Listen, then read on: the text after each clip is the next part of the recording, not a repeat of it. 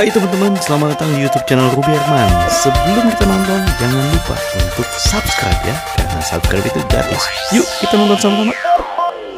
Halo, jumpa lagi bersama Guru Herman di program Rahasia Investasi Sukses. Nah, bicara soal investasi ini, hari ini gue bakal ngobrol-ngobrol bersama seorang fashion designer, ada Bro Edi Garcia. Halo, Bro Edi, apa kabar? Kabar baik, luar biasa. Kalau teman-teman lihat pemilihan putri, pageant, nah ini Bro Edi banyak yang desain ya. Pasti diberikan kesempatan. Wah, thank you ya buat waktunya ya, Bro Edi. Terima kasih. Nah, Bro Edi boleh cerita, gimana bisa terjun ke dunia fashion designer nih? Awalnya coba-coba. Jadi coba-coba dan awal mula sekitar 6 tahun kemarin mau melihat peluang bisnis di apa gitu. Jadi pas ada talenta yang Tuhan kasih buat saya itu untuk di bagian desain dan aku mengerti sedikit mengenai fashion dan aku mencoba untuk buka butik dan awal buka usaha itu awalnya di TV. Oh, di TV? Iya, dari Indosiar. Aku di kesempatan dari Indosiar untuk menangani beberapa artis pada saat itu zaman Dangdut Academy. Oh, Dangdut Academy. Iya. Di situ jadi semakin dikenal banyak orang sampai pada titik yang saya rasa titik yang paling tinggi di mana saya dikasih kesempatan untuk menangani Bunda Inul Daratista, Ayu Ting Ting, Dewi Persik, sama Sasha Gotik. Jadi di situ awalnya di situ. Iya. Dan setelah itu ada titik jenuh. Aku pikir ini lagi rame di dunia pageant. Kenapa nggak dicoba di situ? Jadi saya pikir dicoba dulu ya. Ada tantangan tersendiri dari buat evening gown, buat ke pageant, dan dicoba dan puji Tuhan bisa diterima, walaupun masih harus banyak belajar lagi untuk menghasilkan karya lebih baik gitu. Nah, backgroundnya Bro Edi sendiri emang suka? Backgroundnya memang suka ya untuk punya talenta di situ lebih di fashion. Berhubung mama saya juga berkecimpung di dunia fashion, jadi ada minat dari dari keluarga gitu. Wow. Nah, sekarang banyak pageant yang mengenakan hasil karya dari Bro Edi Garcia ini kan, mantep ya. Nah, Bu, ini apa yang paling menurut Bro Edi, wah ini sebuah karya masterpiece ya? Kalau bagi saya sih untuk sebuah karya itu jadi bukan masterpiece ya, karena kita juga banyak reference dari luar gitu ya, dari desainer lain yang mungkin dari segi model, apapun itu. Jadi saya harus mengeluarkan karya itu sesuai dengan apa yang menjadi budaya Indonesia ya. Saya itu banyak melihat dari budaya Indonesia yang harus kita angkat gitu. Jadi tidak terlalu mengikuti tren yang banyak sekarang lagi banyak ya, kalau kita lihat di dunia pageant gitu. Jadi masih ada batasan-batasan yang saya pegang untuk menghasilkan karya. Jadi biarlah hasil karya itu menjadi berkat bagi orang lain gitu yang pakai. Gitu. Nah, apa hubungan seorang pageant misalnya gitu dengan baju yang dikenakan? Ada dilihat mungkin mukanya atau apanya, itu berkesinambungan nggak sih? Jujur, kalau untuk hasil karya kita ya dipakai sama terutama para putri itu kita nggak melihat dari, mungkin orang lain melihat fisik ya, fisik itu yang paling utama. Tapi bagi saya tidak ya, karena saya bisa melihat dari visi dari putri tersebut, kedepannya itu apa gitu. Jadi jelas, jadi kita banyak konsultasi. Kita bisa melihat ya putri ini dia maunya seperti apa. Benar juga sih ada kita melihat fisik itu jadi nilai keberapa untuk bisa mungkin untuk mencocokkan model baju desainnya seperti apa gitu. Jadi kalau kita melihat fisik aja nggak juga sih. Nah, kalau prosesnya sendiri gimana sih, Bu Edi? Jadi misalnya ada pageant nih dalam waktu mau fitting atau apa, nah prosesnya gimana nih? Kalau prosesnya kita harus ketemu ya. Aku kebanyakan yang para putri yang harus yang berhubungan dengan saya untuk gaun harus ketemu. Jadi kita harus ngobrol dulu. Sebelum kompetisi itu kan ya? Sebelum kompetisi kita harus ngobrol, harus lihat karakter dia seperti apa, dia jalannya seperti apa. Karena pada saat eksekusi gaun, putri tersebut yang menentukan gaun kita itu bisa dieksekusi dengan baik atau enggak gitu. Jadi ada pengenalan. Iya, pengenalan ya, lebih ada penjajakan dulu ya.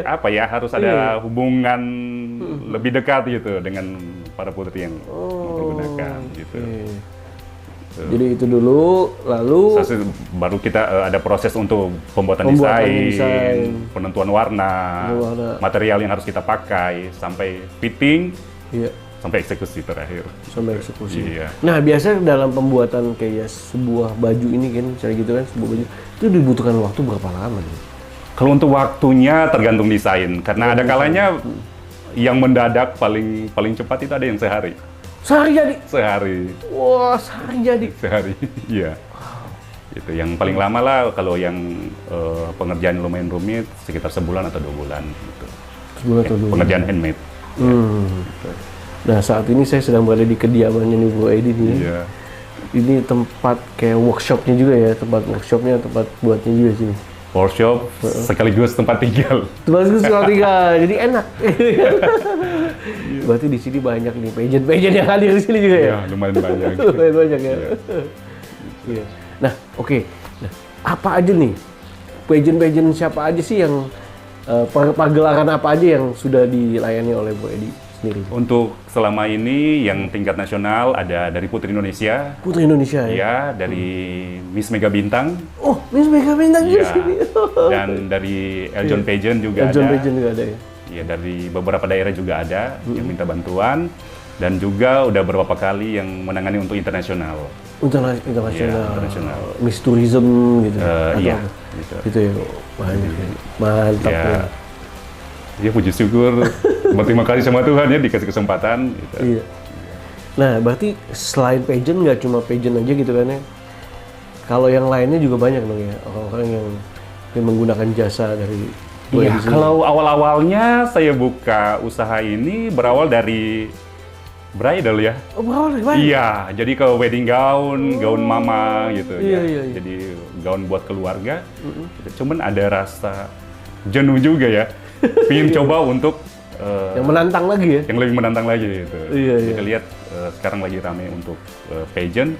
Saya memberanikan diri untuk ke pageant gitu. Wow, mantap ya. Iya. Nah, kalau misalnya pemilihan warna sama pemilihan model itu biasanya terinspirasi oleh apa sih Bu Edi sendiri? Kalau inspirasi saya biasanya dari musik ya. Musik ya? Iya, dari musik. Karena saya suka musik, jadi bangun pagi itu musik. Jadi dengar musik, jadi dengan sendirinya keluar inspirasi untuk kayaknya Putri ini lebih cocok ke ini ya, warna ini. Muncul nih bayangan langsung ya. Itu karena dari pagi sampai malam itu pasti musik terus bunyi. Iya.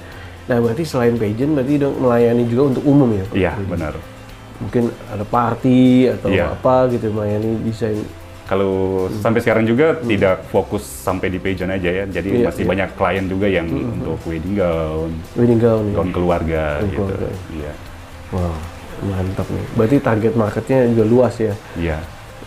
Mungkin Sweet 17 juga bisa ya? Bisa sih. Ada juga ya. Apalagi mungkin mau gaya mermaid ya. Atau Barbie. Lagi in sih orangnya. Lagi in ya? Lagi. Iya, mantap nih. Wah, keren sekali nih. Nah, jadi kedepannya nih mungkin ada apa nih yang akan diluncurkan atau apa nih yang akan dikeluarkan oleh Bu Edi? Koleksi apa mungkin? Untuk sementara lagi memproduksi untuk evening gown, untuk persiapan yang paling cepat ini buat Eljon Pageant, Putri Pariwisata. Putri Pariwisata 2023 nih. 2023. Wah, ini ajang yang seru banget ya. Ya bener banget. Dan saya bersyukur ya dari Eljon Pageant itu kasih kesempatan. Iya. Dan berterima kasih juga ya untuk Eljon Pageant itu. Dikasih kesempatan luar biasa lah untuk bisa menangani. Mantap. Evening gown-nya gitu. Dari Putri Pariwisata lanjut ya biasanya ke internasional ya. Iya, wah, bener. jadi hasil karya Bro Edi sendiri dinikmatin atau dilihat di luar negeri juga ya. Iya. Keren nih. Mantap, dari lokal jadi goes internasional. Oke. Nah, Bro Edi, mungkin ada core value nih atau rahasia suksesnya dari Bro Edi Garcia sendiri. Apa nih nilai-nilai yang Bro Edi tanamkan atau aplikasikan dalam kerjaan? Kalau nilai-nilai yang saya tanamkan dalam setiap hari ya, dalam bekerja, yang pertama itu bersyukur. Bersyukur. Saya sebagai manusia itu bersyukur banget ya. Tiap hari pasti bersyukur sama Tuhan, bangun pagi. Amin. Yeah. Bersyukur, terima kasih, thanks God, udah dikasih talenta yang luar biasa, yang tidak semua orang punya. Betul banget, nggak semua punya talenta seperti Dan di saat saya bangun, saya bisa bilang terima kasih sama Tuhan. Saya yakin hari ini adalah hari berkat yang Tuhan kasih. Amin.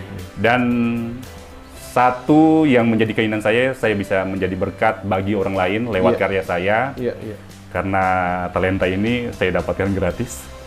Iya. Dan saya ingin ke depan itu lewat talenta saya itu bisa menjadi berkat bagi orang yang memakai hasil karya saya. Yes, Gitu. bener banget. Wah, Bu Edi boleh kasih tips kan nih buat teman-teman yang anak-anak muda nih mungkin yang ingin berkarya gitu. Apa tipsnya nih?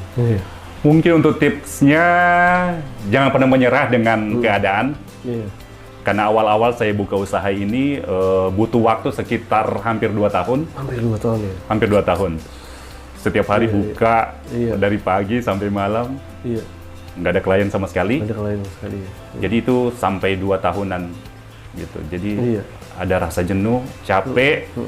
Saya pikir apakah harus tutup? Waduh, itu dia. Dan Iya.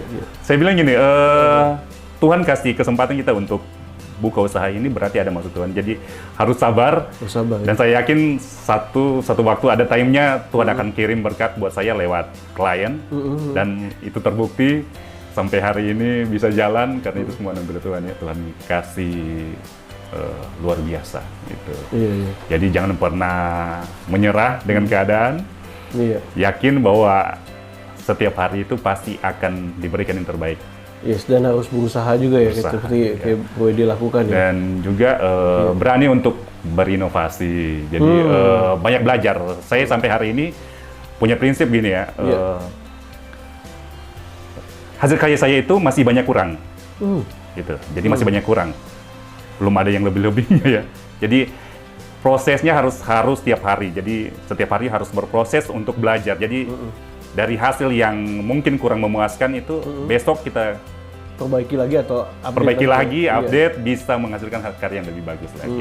Jadi jangan cepat puas ya. Iya, Banyak benar. orang udah terlalu cepat puas sama apa yang dibuat, nggak mau upgrade ya. Iya benar. Jadi harus terus upgrade Harus ya. terus belajar terus. Wah, Dan jangan pernah malu untuk bisa mengakui hasil karya orang itu bagus.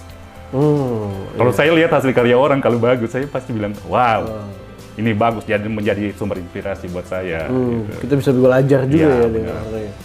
Yes, benar.